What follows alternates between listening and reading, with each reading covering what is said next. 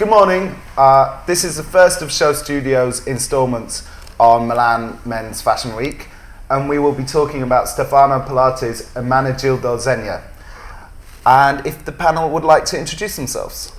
Hello, my name's Lucy Norris. I'm a fashion lecturer, historian and trend forecaster. Hello, I'm Dal Chodha and I'm a fashion writer. Hello, my name's Cobbie Yates and I'm a stylist in London. Hi, I'm Ben Leaver and I'm the brand director of Kilgour. So guys, I think it's really interesting to talk about what huge entity Zegna is. I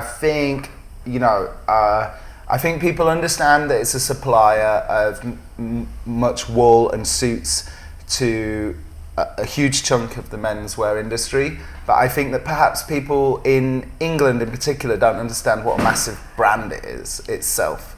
So what are the panel's thoughts?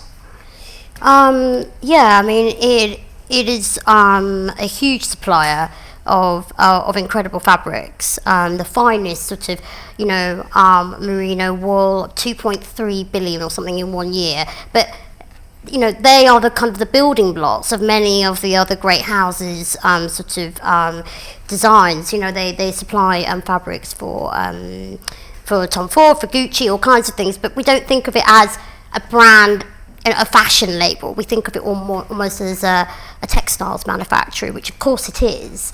But I think that's what Stefano's aiming to do, is to actually turn it into a fashion house with a vision and some emotion, so we can start to actually relate to it. Which it says a kind of slightly peculiar thing about the fashion world, because they have 500 standalone stores.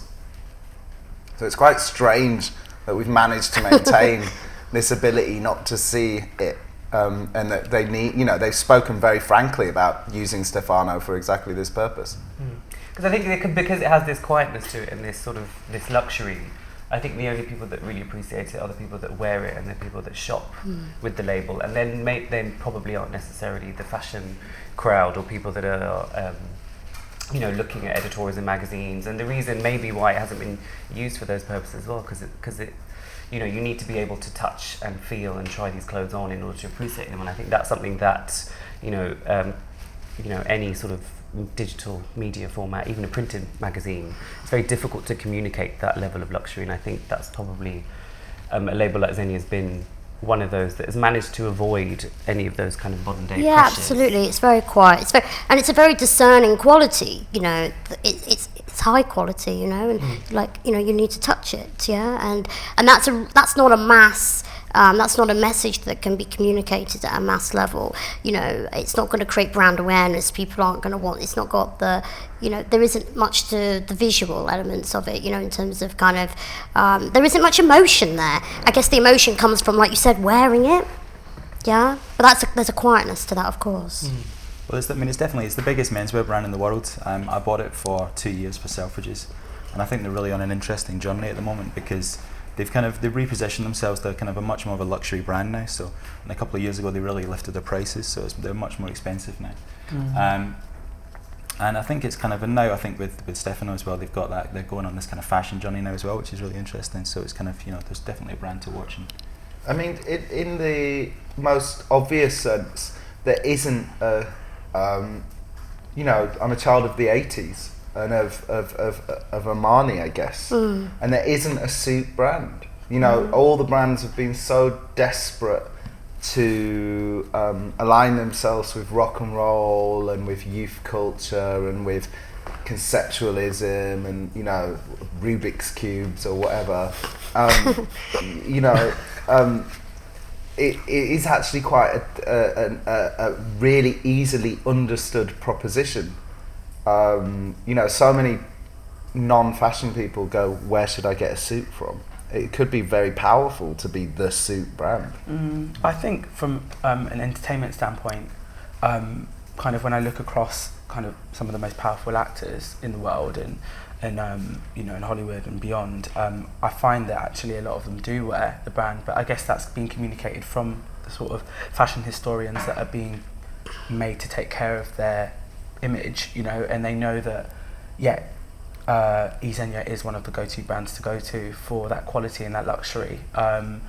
that doesn't necessarily translate in menswear, because obviously with menswear there is a slight tendency to overlook just a really nice suit if it's, you know, worn by a man that isn't necessarily most overtly loud or sort of charismatic character. I think it's more, like you said, Dal, just about people who buy it, they feel it, and they really understand the quality, and it doesn't really need to be communicated visually. But I think that Stefano's definitely, for someone like myself, brought more awareness to the brand. And I think that something that they've done quite well is they've communicated the youth of their brand through brands like Z Zegna. They've done really well, Paul's doing an yeah. amazing job with the collection there, and I was just talking to Ben about it a little bit earlier, and he was obviously at Jill Sander before coming over to Zegna, and I mean for me, especially last season, like the colours were so beautiful and it was so cool and current and young, and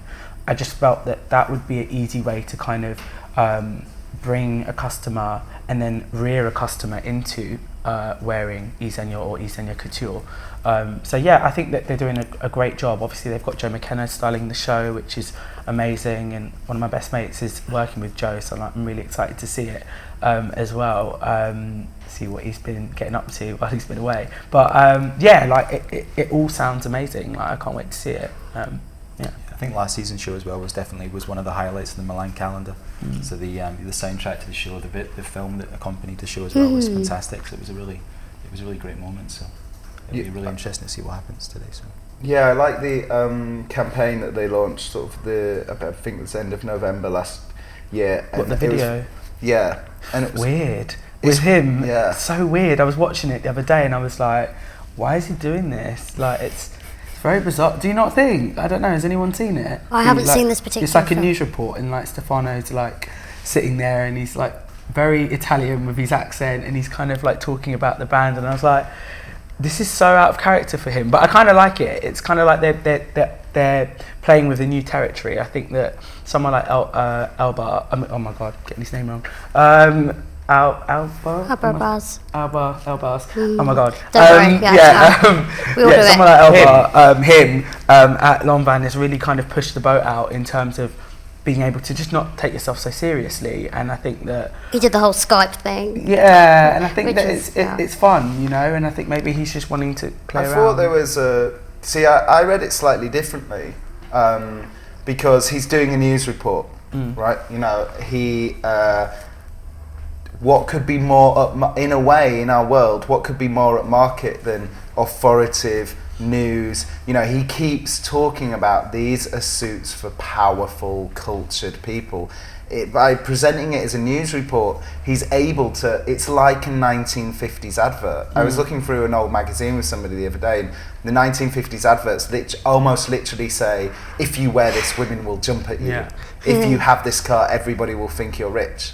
You know, and So he's stripping it back almost. he's saying exactly what it is. Yeah. And then there's a theme in the video is I'm going to say this wrong, but the eminence grise, which is the power behind the throne. And he's in dark the whole time, and he has the CEO of the company doing all the speaking, but he's the newsreader in dark, but obviously he's the power behind the throne. Okay. And then also that tunes into that whole kind of Illuminati thing that's like mega current. It's huge, yeah. That everybody's obsessed with, this kind of idea that the world's being run by people undercover. By Madonna. By Madonna or Rihanna. You know, Also, but- yeah, the if new you've order. got undercover people running the world, it allows you to be one of them. As opposed to, you know I'm not Barack Obama, but I might be, you know, powerful in Leeds. But I guess he's also, you know, Stefano's got a sense of humour, and maybe he's not been able to show that with his previous work, previous positions, and I've always kind of taken him to be very serious. I think it's sort of been quite I hardcore, think it's but- been quite a difficult time for him, to be honest with you. I mean, he left Paris. He didn't want to live there anymore. He's refusing to live in Milan, where Zegna is based, and he's living in Berlin. So that's where he has his kind of where he's working out of, and he's got this incredible studio setup where he kind of lives upstairs, and then he has his working archive, which is basically all the clothes he's ever bought since the age of 16, all of his favourite prototypes that he's never actually put into full production, collections that he's made that he loves, and he has an entire floor dedicated to that. And then he has his living space downstairs. So he's totally disconnected, and Zegna allowed him to do that because they're so kind of organised, and that it's such a great kind of operation down there. He can just come in and give the direction and leave, because they have got this huge kind of, you know, a base in terms of they're such a huge company. He is just able to come in and do that dream job, really, of not having to be around and make things happen and do all the kind of terrible things that, you know, all the boring stuff. He just can just come in and do his magic and live like really remotely. And I think that kind of having left Yves Saint Laurent under whatever kind of terms, you know, living in Paris and breathing fashion day in, day out, kind of really got to him. And I think that, you know, people are saying now, you know, we're seeing a bit of colour from him again, and it's just this idea that actually has been given this dream job, which is just make it great, just do your thing, and they really need him. It's a real win-win. I think it's perfect arrangement, because he started out in textiles at Cerruti, Armani, as a fabric researcher at Prada. So all the time up through the ranks, he's been a fabric textiles guy, and that's what these people are. But it also, he's very, very, you know, embedded in culture and emotion, but he doesn't take fashion too seriously. You know, he isn't going to be like really, you know, kind of it's going to be perfect for Zegna, because he's not going to be too much of a wild card, but he certainly will bring that emotion to clothes. I think it's a humour for another market as well. I mean, obviously I didn't watch the whole video, which is why I'm not able to kind of really comment on it. But from my understanding of what it reads and what it communicates, it's kind of like a not so serious take on it for the market that it's intended to penetrate, which is, you know, the business market. And I think that that's great. I think that, you know, like you said, you know, they need to be aware of the fact that this is a quality-based brand, and that they make beautiful clothes. And I think that's it. You know, it doesn't really need to be much more. You've got the kind of stamp of approval, because the people that are working for the brand are magnificent. So, you know, just it was almost like him saying, "Hi, we're over here. Like, come and have a look at us." Yeah, I mean, if he hadn't joined, we wouldn't be here having this conversation. Yeah. Really, so we wouldn't be talking about the brand. Absolutely, yeah, absolutely. I think now they've got something for everybody. So they've got that entry level suit. They've got that Z Zegna suit. You know, Yeah. they've got a great lifestyle, luxury, casual line, and now they've got this fashion line on top, and obviously they've got the great tailoring. So it's kind of, you know, they've got something for everyone. It's a much broader reaching brand now than it was before. You know, Stefano's all about a scarf, for example. He thinks that's quite a transformative piece. You know, he's very much was at the heart of the, you know, Yves Saint Laurent sort of accessory design. So he's going to merchandise the hell out of this vision. It's going to go beyond suits. Yeah, That's There's the also thing, a different you know? kind of pressure involved working with a label like this from where he's been. I think it's it's just getting and understanding your customer more so than with other labels, which might be about selling lots of handbags in order to communicate your ready-to-wear collection. I think there's other pressures there, and I think him breaking away and being based in Berlin and having that luxury of time and space and moving away from the circus that is a He city wanted like to Paris is quite nice. he wanted to live at the factory when he first went and visited the Wow. factory. He wanted to actually be based out of there, because that's how close he feels to the production of textiles. It's in his blood. He absolutely worships Yohji Yamamoto, because it's exactly the same kind of religion. You know, it's that spiritual relationship to fabric and dressmaking or tailoring and cloth, just back to basic stuff. Well, it's interesting, isn't it? Because that's you know, it's always very fascinating, because so many of the lines we talk about are complete illusions. You know, they're really just a way of putting a picture to whatever they're selling. And, you know, I think only 15% of Zegna is leather goods. And their fragrances are sort of, you know, I think they've just signed with Oh yes, Estee Lauder. So Yeah. they were doing it with YSL before. Yeah. So it is about shifting clothes, and that is a very Italian thing. I think the other labels that actually sell clothes are basically Prada and Armani. You know, they're the labels that sell clothes as a main kind of thing. which is I think is interesting that there's this line that is about clothes. I always thought he'd go to Armani. I mean, I hate to say it, but Giorgio Armani's not going to be here forever. And I was just really thinking that he would naturally go there and work with him. Well, also like Prada and Armani. I really thought he would be that, how he would go and do that. Like Prada and Armani, I mean, I think, did Prada finally have its IPO? She was talking about it for years. Yeah, I don't know if it's happened yet. Well, yes, she's been talking about it forever, but Prada, Armani and Zegna then are all private companies, which also makes a difference because, Vuitton has this need to constantly, it's constantly about the short term, constantly about the shareholder, bang, bang, bang. And there's this very beautiful form of Italian capitalism that I think it's interesting that he wanted to work at the factory where they have a real respect for the people making the clothes, that it's about the clothes, that maybe there's a nicer connection. I mean, what could be, it's a really noble, it's a beautiful idea, this idea of the designer living in the factory. Yeah. That's fascinating. That's fascinating. He talks about it, he doesn't talk about it in the press release, but knowing that, I can see the reference. He talks about he wants to build on Spring-Summer's union of industry and savoir-faire. So he believes that he is the unison of industry, so making, the factory, and style. So that's kind of maybe what they're hooking into there. So yeah. I mean, with a brand like Kilgour, you must. It's about that kind of, so many designers. They're about the sort of things that I tend to like. The meaning of the design. Whereas what you do and maybe what Zegna are doing, it's very much about.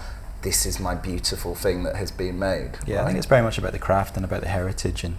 Where it comes from and how it's made and what it's made with and about the fabrics and so I think there's a definite symmetry there. So there's still a meaning to the collections, it's just the meaning is completely different. They're not conceptually led, they're led by a function, so they're very functional, but not they're kind of, these clothes have a job to do and they do them really beautifully.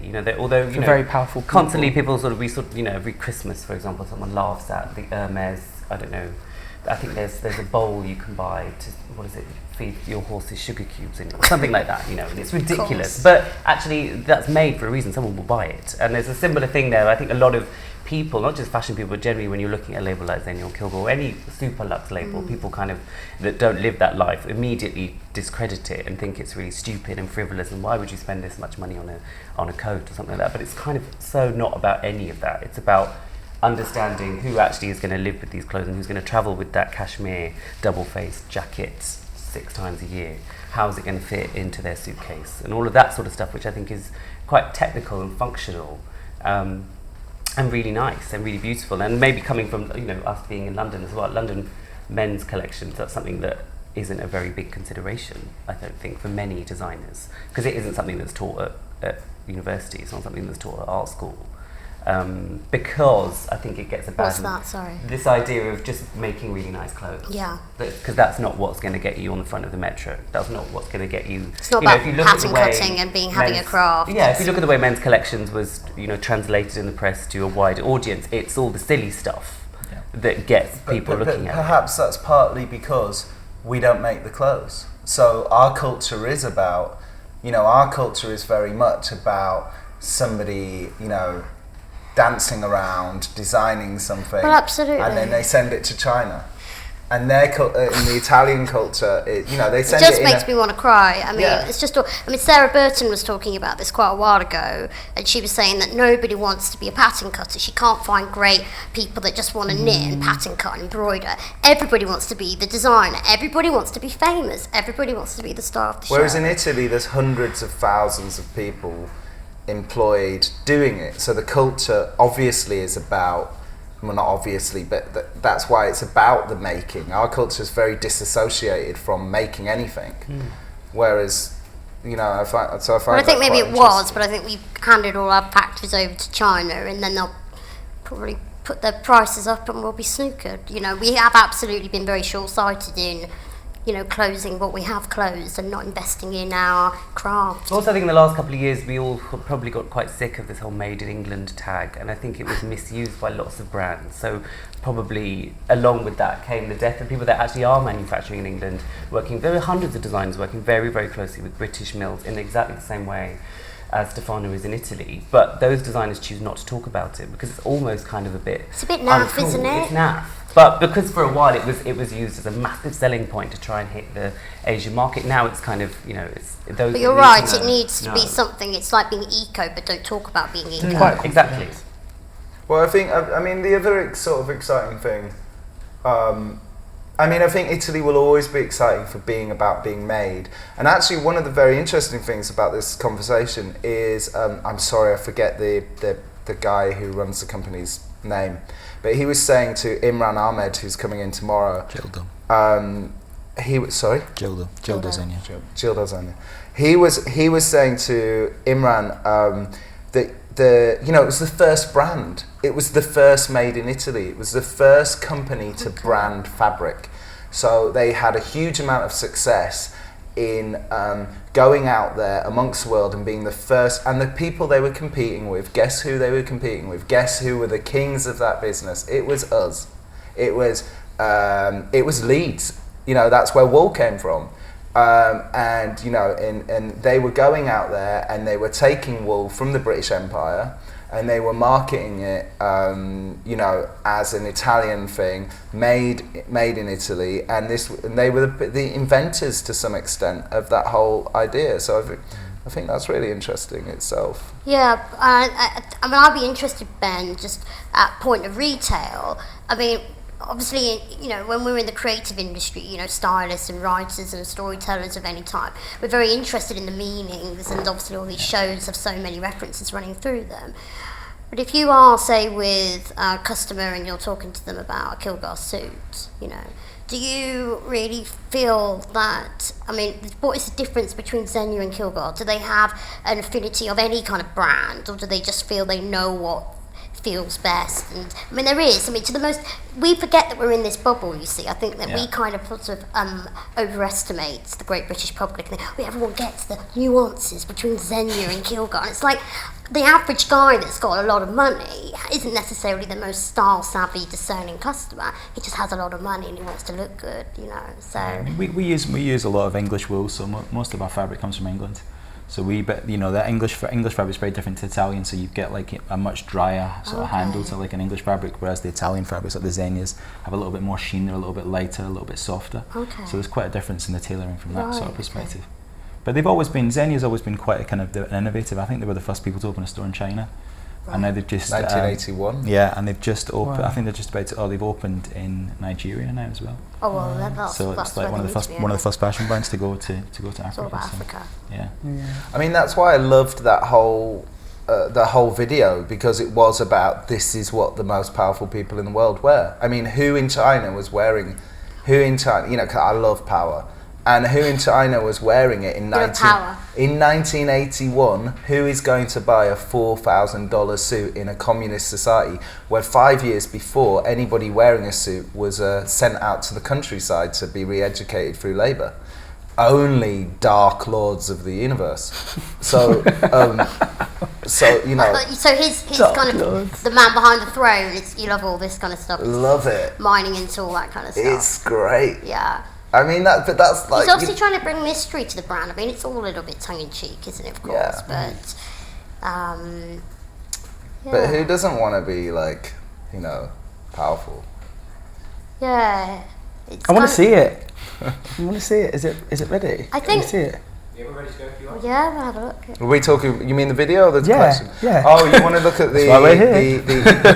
Yeah. But first though, because I think you're right, sorry, Kobe, but first, just to get to that point, can we just talk, because we've talked a lot about blah, blah, blah, everything, but we haven't quite talked about the last collection, which I think we're all saying was a massive success, was a highlight of Milan, seemed to give Milan a new energy. So I'd just love to know all of your thoughts on the last collection.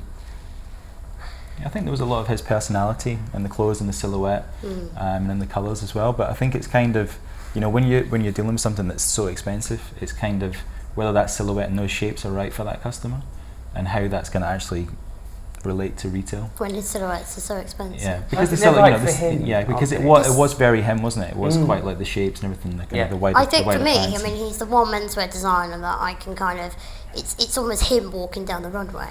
You know what I mean? He is designing his own wardrobe, and him having this working archive. And like basically, it's just his wardrobe, kind of sliced and diced in various ways. It's the way that he chooses to kind of, wear a scarf, or he wears his shoes without laces.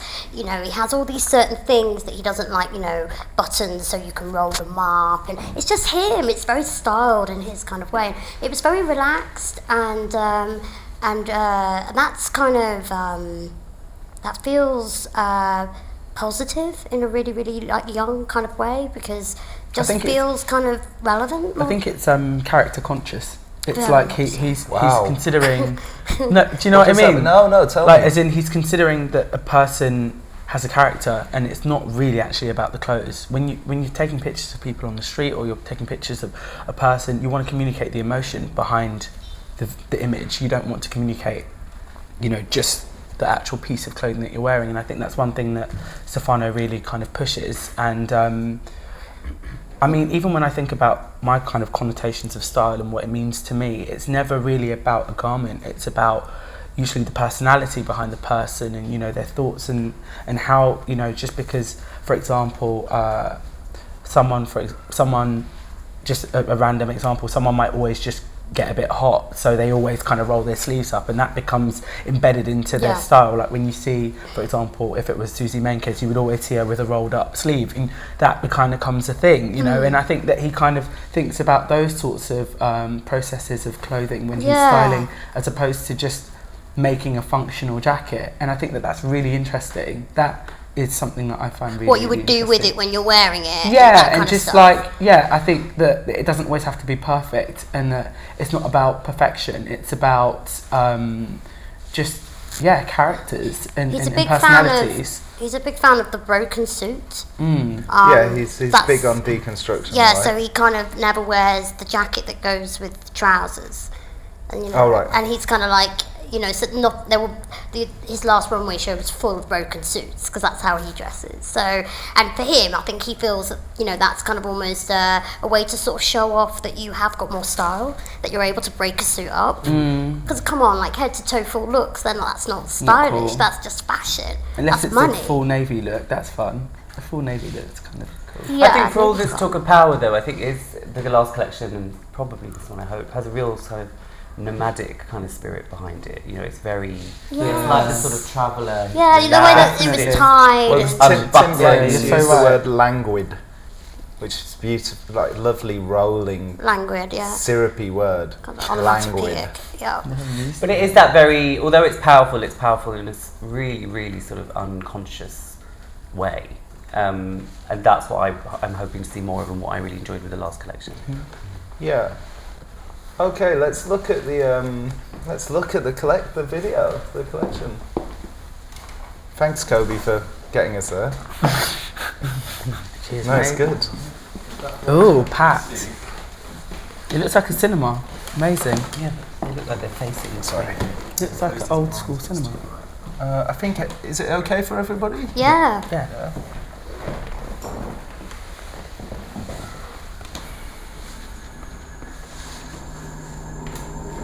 And just feel free to talk as and when, and we can pause it. We can't go backward. Like life. Get him, John.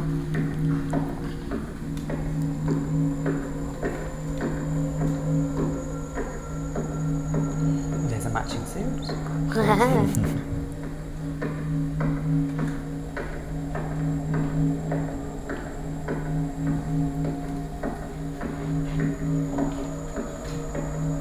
So the screen at the back is almost like a mirror, isn't it? It makes it look like it's... It seems less baggy Oh than yes, last it's time. like an love Escher it. kind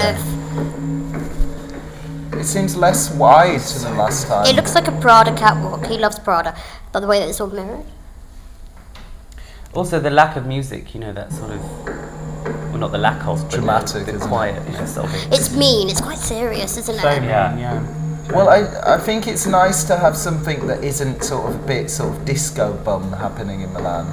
Distracting is the word, I think. It's got that same eeriness though that it had Well, last season. Alvaro Baz did this last season at Women's Wear. He brought the music right down and had this kind of low lit thing, and it's this concentrating on the clothes again. It could be about, this sound of footsteps. It's just about them walking, and it's stripping it right down to the fact that we're just looking at models walking in clothes. But that languidness seems to be lacking. When it's an autumn-winter collection, it certainly feels much more robust, and I mean, there's some bestsellers walking down here. It's a proper commercial kind of collection, isn't it, at the moment? It's purposeful, isn't it? The way they're walking, the music, the clothes. Yes, the footsteps. It's really there's a sense of purpose to what they're wearing and what they're doing.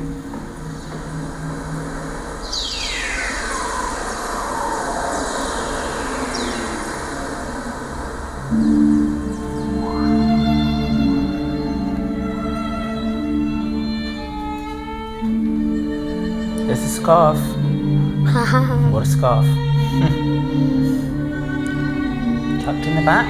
You're going to do that Fabulous. tomorrow. Fabulous. So you see the way they've got that lapel folded over like that. It's just little things like that coming through, flattening that across. It's kind of him. Look at that jacket. Did you see that little lick? Oh right, okay, so the like. Really nice. Well, apparently he doesn't put buttons on things so people can get all their stuff adjusted.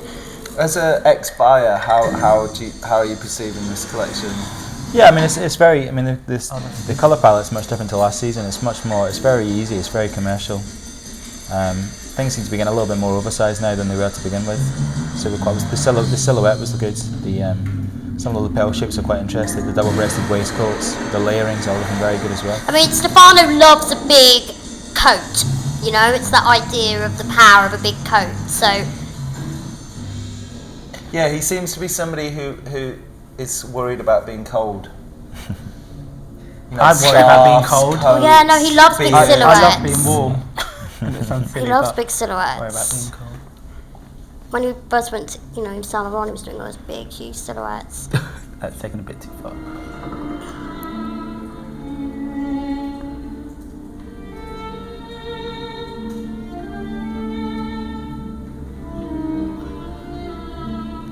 That's probably kind of reversible. That look like fully, again, just super functional clothing. Yeah.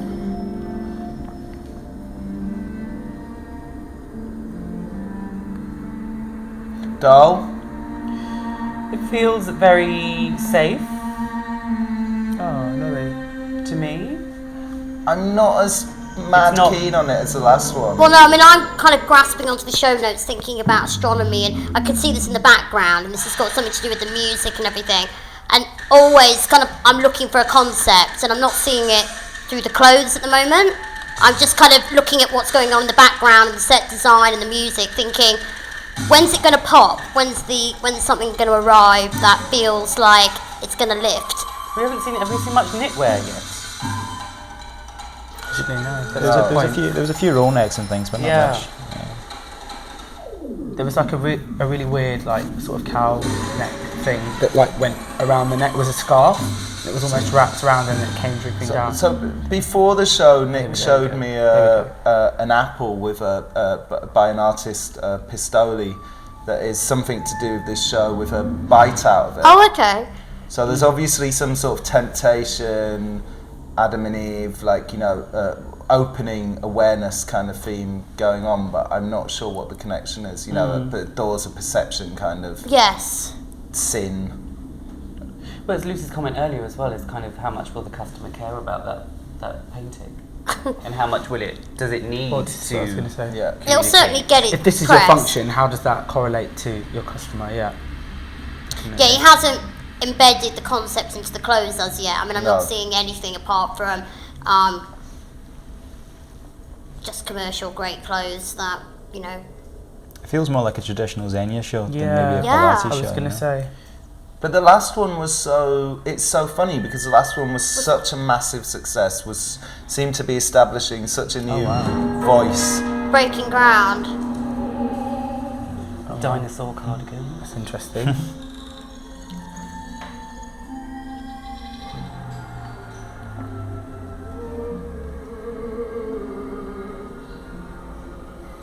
I mean, do we think this will be a recurring theme that summer and winter will oscillate like this, or? Well, it is the season for commercial winning pieces. You know, if you are a label like this, the biggest thing that you need to sell to you know, make good profit is coats and tailoring.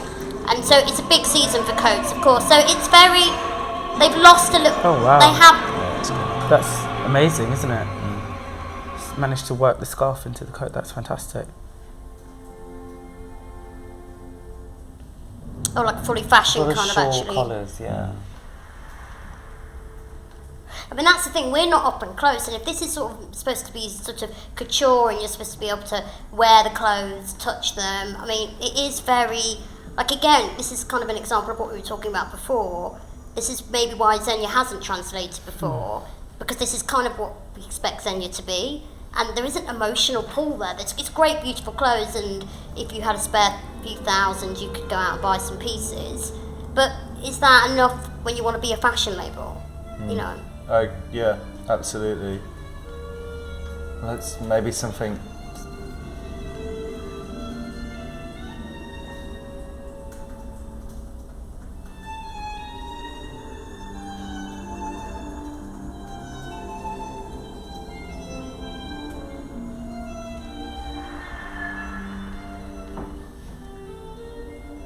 Gosh, it's just camel and charcoal. I mean, you couldn't get more classic. I mean, It's and navy. That's a bit navy. Yeah, there was a bit navy. I mean, there's a few pieces in there, of course, that we can't really. I think he's explored some great silhouettes for coats. I think that's really something that I find quite interesting for the modern man, or for the modern considered man. That's a great thing. But it's much Everything else harder is to pretty wear. functional. It's much harder to wear these unusual coats than it is to wear a very modern suit that's still a suit. So I find it quite confusing. Well, it's kind of quite effeminate, isn't it, to be wearing a kind of an undulating coat that does all these things. I mean, if you walked in and wore that, Daryoush, as stylish as you are, you know, it's not really the bag of many guys to be, you know. Stefano could probably wear it. It's like the target audience is the designer. This is nice at the end of the show. I like it when you do this. And you can see all the looks together. What's he on? He wears these wearing kinds the of very, dinosaur. very loose slacks, doesn't he? Yeah. So maybe all of the knitwear has that on the sleeve as well, but some of it was underneath coats. Oh, what was that on the sleeve? The dinosaur, the zigzag. Oh, okay. He's a very regal presence, isn't he? Yeah, Like, that's right. like he's not, like, that's what I mean, he's not a sort of aging disco bunny like many Italian designers. He's a Renaissance man. He looks like something from another time. I think when he was doing YSL, I wasn't really a fan until he did the black lipstick collection. Oh, yes. And which I was always great. felt like many of the press were just in love with him. Literally. With him? Yeah. Isn't that the case for many designers in the press? There are lots Yeah, of bad but- designers yeah, that but I always think- get good reviews. Because they're I nice didn't think he people. was bad, I just didn't think he was... No, but generally you are... he hadn't established himself as a Yeah. I think that he superstar understands his power, though. I think that, you know, even the fact that he decided to come out in one of the scallop jumpers, you know, it's Come pushing. out in what, it's sorry? in one of the scalloped Yes. jumpers. It's pushing menswear forward, you know, because But ever so slightly. Ever so slightly. And that's the thing, you know, Zegna does have this core customer base, and coming back to business, Yeah. you know, they are never going to be able to, like, pull out a Raf Simons show or whatever, because everyone's Yes. going to go, what is this, you know? We can I look mean, at that's the... wonderful. Yeah, but the last collection was so special because it did totally... Feel. It felt like it was redefining the suit to an extent. But maybe this is where the press and buyers don't get on, because the press all love the last one, but as we heard earlier that maybe that didn't sell when or maybe it's not, the buyers didn't absolutely. take it as well, and this is a reaction to that. Cause Representative of buyers? I think I mean, it was very commercial. I mean, I actually quite enjoyed it. It wasn't, you know, it is Milan, so I mean, it's not London. We're not going to get tons of print and colour and crazy silhouettes, you know. Oh no, but I it's didn't. kind of, yeah, I thought. I mean, there was some really commercial bits. I think when you're thinking about that customer, I mean, someone from Brioni once said to me that the guy that actually has the money is the guy that enjoys life, is the guy that like eats at the nicest restaurant, that drinks all the expensive wine, you know. So that guy, he's not maybe the guy that fits into like a slim silhouette, you know. So it's kind of, you know, I thought it was, you know, I think it was more Zegna this time than it was Pilati, you know. But it was, I think there was some, as the show went on, I think it did get a little bit more contemporary, some of the things, some of the small things that came out towards the end, and there was, I mean, you look at things like that, you know, it's still a very directional quote, but maybe we just didn't pick it up so much in the palette when we were watching it. And this kind of scientific imagery in the background, they're sort of trying to sort of bridge the gap, perhaps. You know, you've obviously got kind of strings playing, but then you've got all these kind of you know, visions of the solar system or galaxies and stuff. So it's almost kind of like the romance in the romance in mathematical precision. It's like, you know, there's a real science to these clothes, and actually, you know, there is a real, you know, and it's kind of poetry in that, maybe. I don't know. But that's me giving it a little bit of a PR sort of, you know, nice kind of line for it. But I mean, I am struggling, I'm going to be honest with you, because I'm quite inspired by kind of concepts and narratives and emotion. Just, I want to see clothes that feel emotional. Well, last time I felt like it was, you know, it was commercial, it was conservative, it wasn't like reinventing the wheel, it wasn't a London collection by any means, but it was modernising the suit and going, hey, your suit's out of date. Whereas a lot of this looks like it could have happened at any time over the last 10 years. If you look at that, you know, there's still something that's still quite modern about it. So if you look at the lapel shape on that, you know, that's a very unusual lapel shape. Look at the double-breasted jacket, the way he swept that edge off there as well. Absolutely. So there's still something in there that's modern and has kind of moved on, you know. So, but that almost looks like a jean cut, like an old kind of jean. I mean, yeah. But also just to, you know, the PR spin that you mentioned earlier is that some designers just aren't concept led. They might be led by a lifestyle or a mood. But, you know, it's always really difficult, because when I've worked with designers in the past that have asked me to help them with their press releases or whatever, and asking them what's inspired them, and they've just kind of gone, well, just life. And the struggle is not only for us as writers, but for the press to pick up. The press kind of need those buzzwords and that sentence and that mood and the mathematical and the Asian. Yeah, and I mean, all I that just stuff. made that up, but you know, it's kind of. But that might not necessarily always be there. I'm saying that there's a bigger. We are kind of absolutely. I mean, I think working with designers, sometimes you realise that there really is no kind of. There's nothing going on there. But I think as the suit brand, that can be your concept, and that's a powerful brand. Lovely. I don't think you need to have an extra added concept, and I'm really glad that it doesn't, because I think it is becoming quite boring, this kind of idea of, you know, a jockey in his underpants and then like but a you know, suit. I saw a quote from Stefano the other day that said, I'm interested in giving people what they don't have yet, not what they already have. And this is what everybody already has. In my for me, I know what you're saying. I don't want it to be out there and all that kind of stuff, but still, it needs to feel progressive. And did anyone pick up on there's a slight Englishness to some of it, to some of the checks, some of the overcoat shapes and things like that? Prince That still of kind Wales, of like yeah. it had a well, little bit actually, of I English thought feel. that when it first started, it felt like a Christopher Bailey Very melancholic equestrian, sort of kind of a Burberry show, and we know how great Burberry is at being commercial. So it felt like that. You know, it felt like a sort of stormy kind of English garden after a storm. It felt like that Burberry It's that kind of thing same coming mix out. of tailoring and very young coats that Burberry often has. Well, there was a lot of that as well. There was a lot of the like the bomber jacket over the suit Yes, jacket absolutely. as well, The which kind is of quite a hooligan edge to it, Yeah. like when they have the little kind of beanie hats and the guys, you know, the casting and the bombers, like you said, it gives it that British kind of.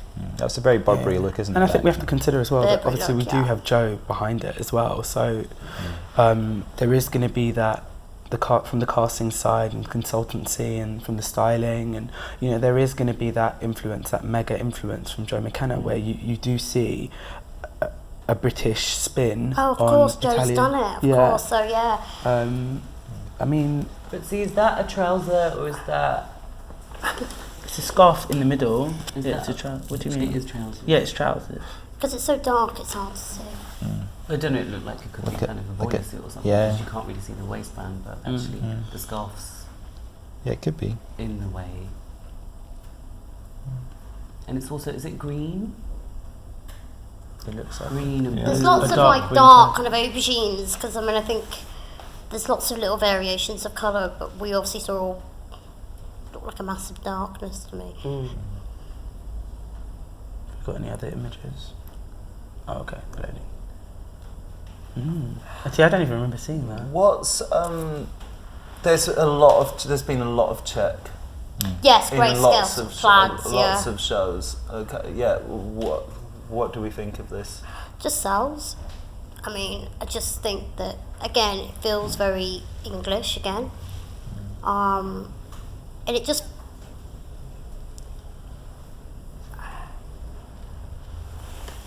Yeah, see, it's still quite modern. You know, that kind of cut-back jacket. You know, the one button. And then Quite a obviously to wide do leg that kind of- trouser as well, isn't Yeah, it? but that's quite him, isn't it? Not that as kind of, wide as he normally goes, but Yeah. still, you know, there's still something. But you know what I mean? It's got a weight to it. The weight's almost like a jean, you know, a denim or something, because it's got quite some of the trousers got quite a heavy weight. quite Dax, isn't it? I mean, those cashmeres, the scarf, the jumper that rolls around into the neck is quite interesting. Don't know how that will do, buying wise.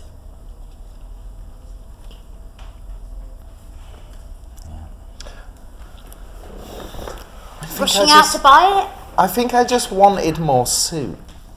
Suit. Yeah, I But just. at the beginning, I felt there was quite I a lot feel like of we've suit got a that lot of came out. suits in this. It's very suit heavy. I just think that, yeah, we wanted to see more experimental sort of. And, you know, we've seen quite a bit of colour, you know, already. I mean, I know it's London.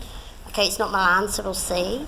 But, you know, for autumn, winter, you know, eTort. So I give credit to Patrick Grant. He's really trying to push it at the moment, you know, and I thought that he would do a bit of a U-turn this season and go back from his kind of opium den with all the kind of psychedelia. And I thought, oh, goodness, this isn't going to sell. Let's see what he does next season. But, you know, he's still continuing this season, you know, this week to push it again and you know, it doesn't need to be out there, but just a richness in colour and, you know, it feels kind of confident. This lacks that kind of vision, confidence. You know, I guess I'm thinking.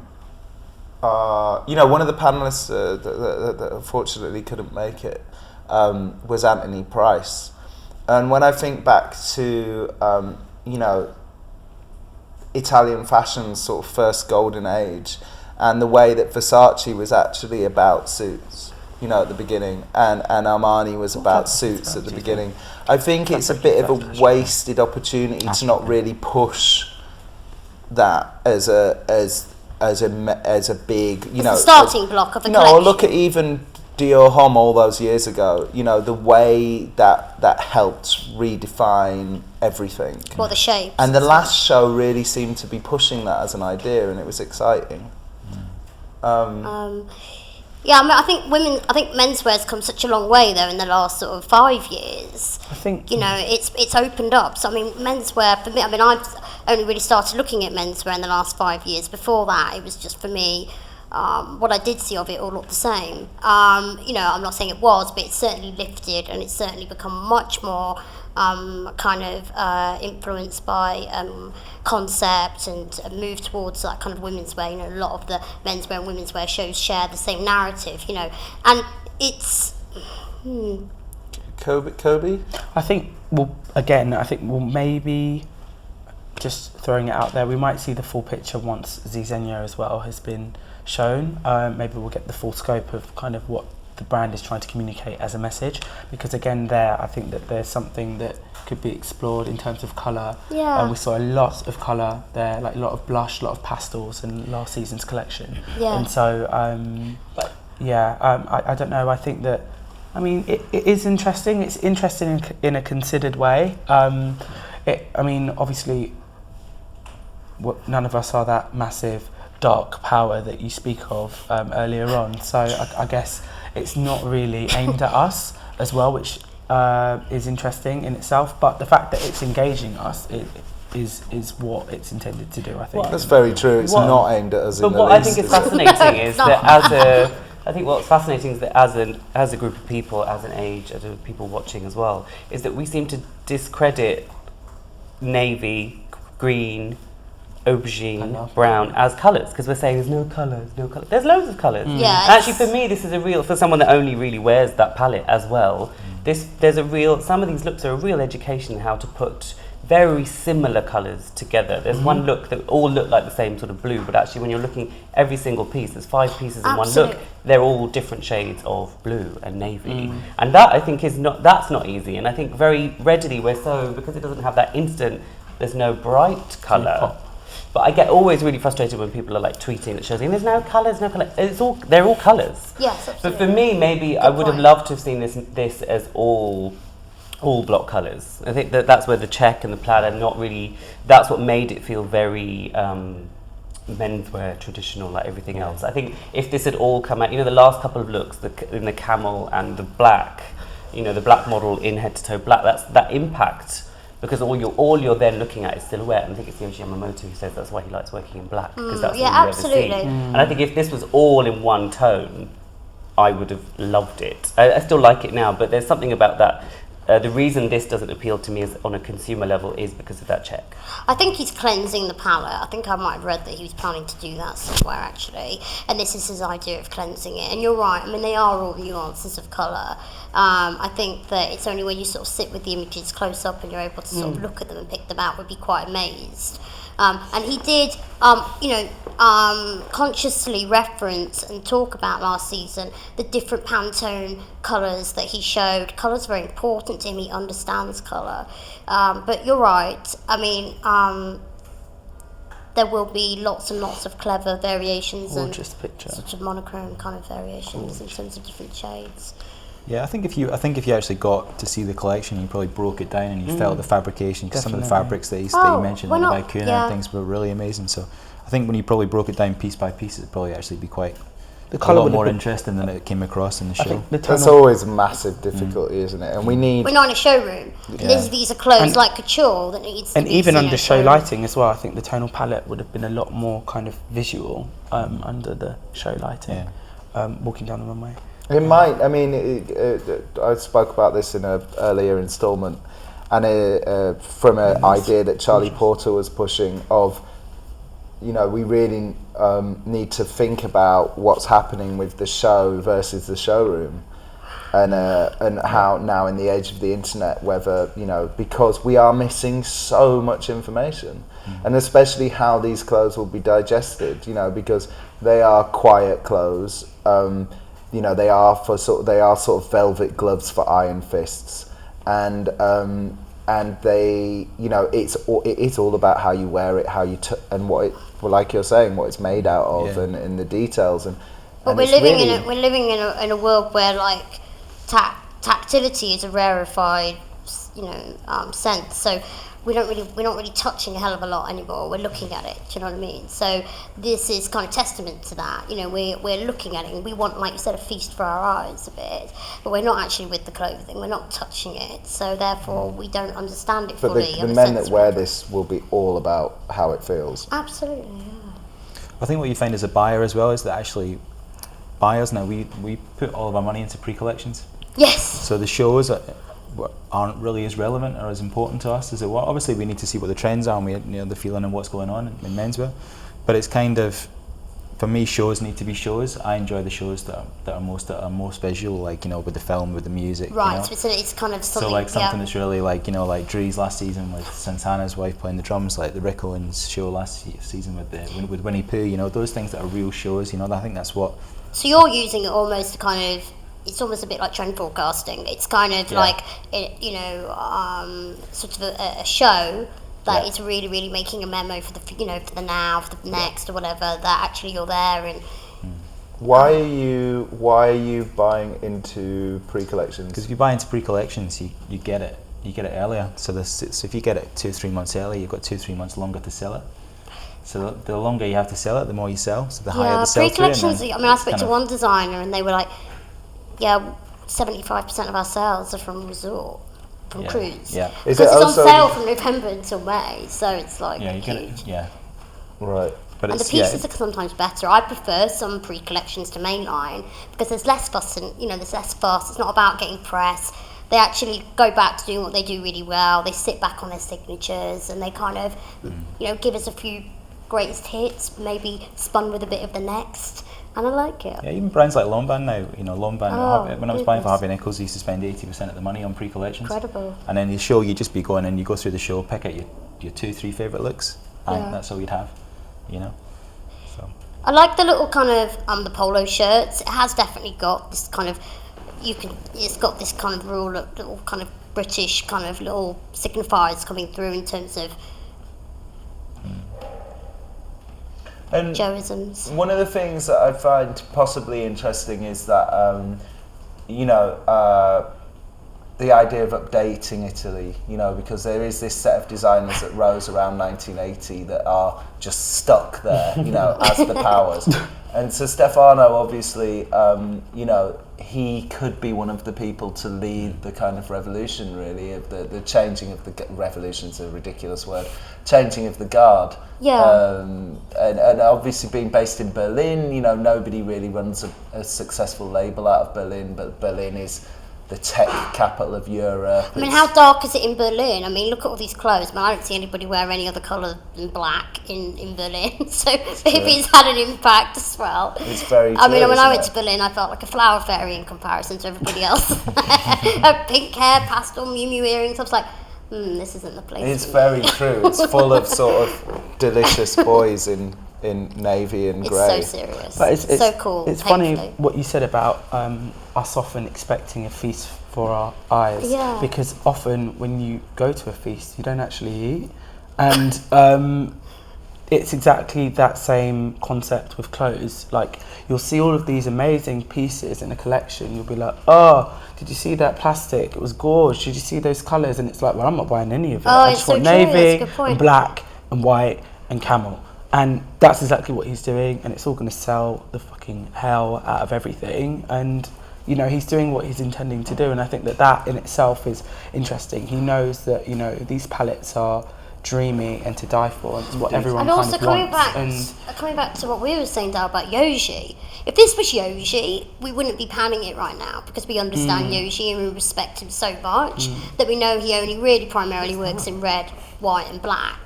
So when he does, I think panning is a rather strong word. I don't think we're panning. no, I'm sorry. That was just me being a little bit kind of flippant. But but we understand Yoshi's process. Like I said, this respect that he has for fabrics, the silhouette. He doesn't want to use colours because he feels it distracts from the silhouette. So why are we not? I mean, I'm playing devil's advocate with my own opinions here because I'm not feeling connected to these, but I'm saying to myself, critically, what about the fact that actually this is a guy that, could be coming up the ranks, like you said, in Italy, that could be a bit of a, Yoji or whatever. I don't really know. He's not a Yoji, of course, but it's that idea of staging. It's really wonderful. Of understanding and respecting what he is doing with fabric. Yeah. Well, also, I mean, he is at the top, isn't he? I mean, this brand is the top. All he's got to do now is get the message that it's the top. Because he essentially, he is the most powerful. If this is the biggest brand, he is the most powerful designer. But just because you're the biggest doesn't necessarily mean that you're the most exciting or the most well known, and they know that. And then trying to get both is really difficult. It's kind of, it's even. Yeah, they are big, but it's weird. It's almost like inventing a brand from scratch or reinventing. I don't know, but it's a massive task they've got ahead of themselves. Dal, what do you think that they're trying to communicate with, intertwining the staging with the show? Because I think that's quite interesting as well. Yeah, I think seeing it against these quite, most of them seem to be quite urban settings, don't they? It's really setting a tone for where these clothes are going to be used and seen, and it kind of lifts them quite That's a what lot. I was going to say, the mundanity. So Yeah, it being in a cab or walking down the street in New York. And I don't know whether that runway is carpeted, but it looks like it might be, or it slightly has another texture to it. Definitely. So in terms of that, the education in the colour palette, that the grey and that sort of that palette is running throughout Well, that there's whole gradients menu. actually running in squares and or lines there, but ever so subtly. And it is maybe about educating us in really looking at things, because lots of people, you know, I speak to students about this. I'm like, you know, did you look at it? And they're like, yeah, we looked at it. I'm like, no, did you really look at it? You know, and it's about we live in such a quick, fast sort of just a social world that we're not really studying things anymore. And maybe these are clothes to be studied. Okay, so I'd love to get closing comments, I think. That was kind of mine, I think. Dal, let's start with you. It feels a lot more traditional in terms of what we expect to see from both Milan and a label like this. But I think that might be a result of the last collection maybe not kind of appealing to the traditional customer, because he is, as you said, starting again almost, or re-educating a whole new group of people. I think there are some really interesting ways that he's pushed forward that traditional element of tailoring and menswear, and I can't wait to feel the clothes and to really touch them, because I think once you do that, there's going to be a whole new experience that any show, even if we were there in the audience, we still wouldn't be able to get. Yeah, definitely. I mean, I remember being on a shoot and having one of the Z Zegna couture pieces. It was like a dark green. It was almost like a funnel neck sort of coat thing, and it was made out of like this really tightly woven binded wool, but it almost felt like a scuba suit, and it felt impenetrable. And I thought to myself, like, oh, like, you know, we've had this folded up, we've had this kind of packaged in, we've gone to wherever we've gone to, and we're shooting it, and it looks perfect. It doesn't need to be steamed, it doesn't need to be, you know, it was just such great fabric. And I think that, yeah, again, I think that feel plays a huge important factor to this brand. And yeah, I'm excited to see Z Zegna as well. I think that it's a great introduction to the fuller message of the brand, which will be complete when we see Z Zegna. And yeah, it's got me interested, definitely. Yeah, I mean, I liked it. I didn't love it. I think I would have enjoyed it more if I was there, I think, with the film and the music and things. Although it was modern, I don't think I saw anything that I hadn't seen before, you know, and I think it was, I think I expected a little bit more. Okay, great. Thank you, guys. Thank you very much. Thank you.